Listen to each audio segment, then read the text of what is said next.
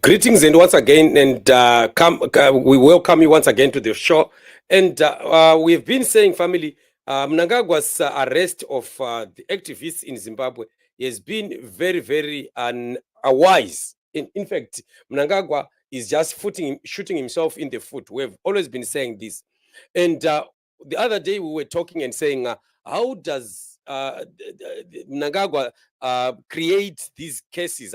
How can he just be taking somebody to before the courts and say what? And say you've arrested somebody who was just in their house, and then what?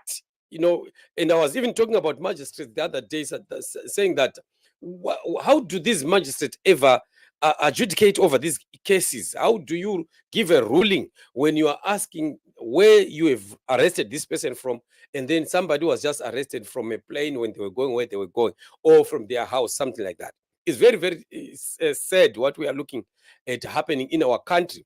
This is why we are finding situations like this issue that we are talking about today, where the Zimbabwean police accuse Ngarivhume of stoning 2 police officers. Just imagine. Because when those demonstrations and everything were done, Jacob Ngarivhume was not even there.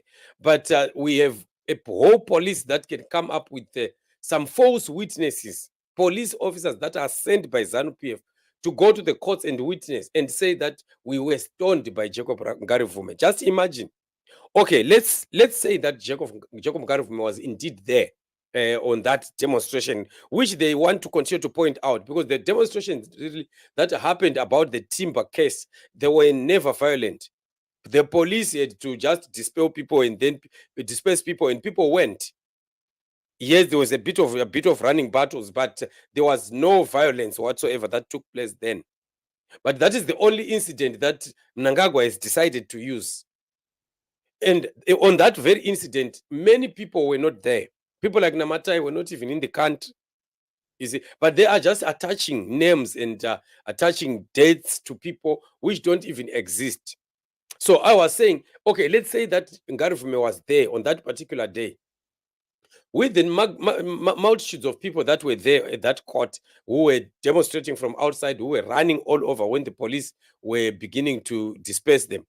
How does a police officer be able to really see that this stone, if ever there was a stone thrown, this stone came directly from Jacob Ngarivhume? How do you get to know that? Because it doesn't make sense. It doesn't make sense. It's just making a mockery of our judiciary system in Zimbabwe. That's what Mnangagwa is just doing. Mnangagwa has gotten to the point of being so foolish, to the point that the things that he is causing people to do in Zimbabwe are just beyond normal. This is just you can't even tell what really he wants to achieve and how he is ever going to achieve this. So some of these accusations that we are hearing from the courts are just amazing, and one would just wonder what really is happening. So ZimLife reports that Ngarivhume stoned, injured 2 police officers. Cobb tells court. Prosecutors seeks to produce police officers' medical affidavits as evidence during the trial. So indeed, it's needed. Those people must produce the evidence. They must talk about it. They must bring the evidence, and we see doctors' reports where these people were injured, how they were injured, what did the doctor say? And you can see Jacob Ngarivhume there in that dark jacket there. And the person at the end there must be Bishop Nyamakanga. Hey, very unfortunate what we are seeing in our country. And I'm not sure who this one is. Maybe it's one of those that are with the 78 of timber. But it's a sad situation, really. Just to take somebody from their family and you go and lock them up when they have not done anything. So it means just the moment that these people just spoke against Mnangagwa, or they spoke about a better Zimbabwe than the Zimbabwe we are seeing today, already that is equivalent to a crime in Zimbabwe. And Mnangagwa is already targeting them with some unspecified actions. And like I was saying last time, that we do really need to continue praying for Zimbabwe and for these people that have been incarcerated, so that the Lord protects them, because anything is possible. Mnangagwa could be doing fatalities to these people. Mnangagwa could be poisoning people. We have heard that he's refusing these people visitors. And it's said that when you refuse people to have visitors, it means they cannot get food from their own families. And once that happens, it's a bad thing.